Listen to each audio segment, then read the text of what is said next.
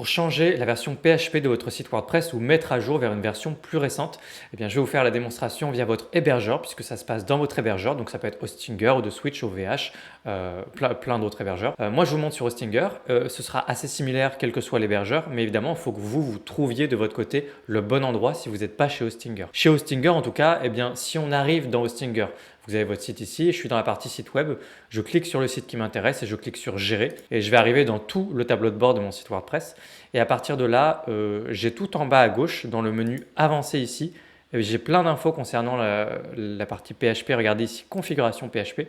Et de là, j'ai accès en fait aux différentes versions PHP. Et je peux mettre à jour la version PHP de mon site vers une version plus récente, ce qui me permet d'avoir un site un peu plus performant, un peu plus sécurisé et surtout plus compatible avec les dernières versions de tout ce que vous installez sur votre site, thèmes, extensions, etc. Donc c'est important de mettre à jour. Ne mettez jamais à jour vers la toute dernière version parce qu'il peut y avoir des problèmes de compatibilité, mais ne restez jamais à la traîne vers les dernières. Donc là, par exemple, typiquement, je me mettrai en PHP 8.0 ici et je cliquerai sur mettre à jour. Là, il me dit est-ce que vous êtes sûr de vouloir le faire? Vous inquiétez pas pour ce petit message, vous cliquez sur confirmer et ça va être fait très rapidement. Et si jamais il y a un problème et que votre site n'est pas compatible, que ça a cassé quelque chose ou autre, eh bien vous revenez ici et vous rétro-pédalez. Vous revenez finalement ici en PHP 7.4.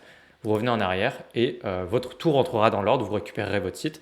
Et du coup, ensuite, n'hésitez pas à prendre le temps de regarder qu'est-ce qui n'est pas compatible avec la nouvelle version de PHP que vous avez installée. Peut-être que c'est une extension qui n'est pas compatible. Dans ce cas, essayez de trouver le coupable et renseignez-vous, attendez un petit peu. Et si jamais vous avez déjà attendu suffisamment longtemps, peut-être qu'il faudra songer à changer d'extension ou la supprimer si vous pouvez la remplacer. Voilà, si vous voulez plus d'informations sur toutes ces informations autour de la version PHP d'un site WordPress, etc., qu'est-ce que ça implique, vous aurez une vidéo complète sur la chaîne principale de YouTube de WP Origami.